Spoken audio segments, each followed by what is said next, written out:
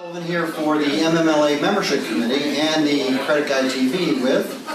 I'm Donald Rump, Senior Vice President of Capital Title. Excellent.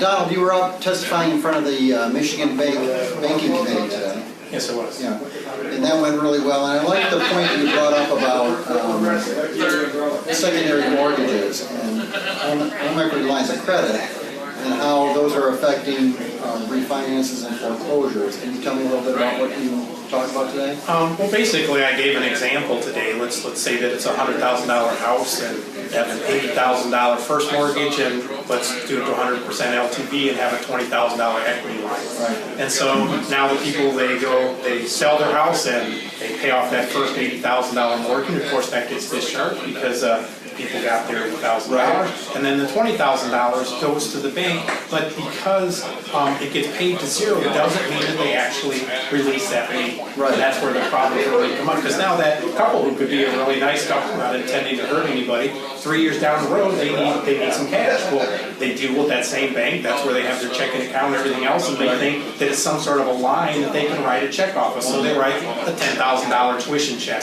So they could even forget that line of credit was against the house. Right. Right. So basically, when they write that, they're encumbering a house that they sold 3 years ago. And so now, the big part of why this really happens too is that instead, before we used to mail out a check, and with that check would say, please close this line. Right. But now with all the electronic transfers, we send them a wire, and the paperwork never seems to catch up to it. And so now we have equity lines that are open that never got closed, and people are inadvertently encumbering other people's houses. Right. And then that really gets passed on, because they might think, okay, well, the title company will pay for that. Well, sure, if a title company insured it, Right. they'll pay for it, Yeah. but that gets passed on to all the rest of the consumers somewhere, because Exactly. everybody pays for it somewhere. We all eventually pay for it. Right. Right. Well, I really like the point that you brought up, and you want to say what company you're with and how people can reach you? Yeah, there was one other thing I wanted to mention, that was the solution that I'd seen, because I've been at federal courts all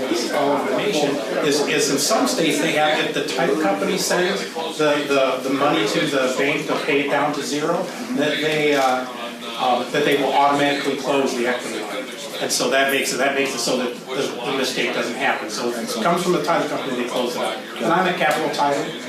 You can reach me there, 208-208-4900. Great, excellent. Thank you. Thank you very much. Yeah.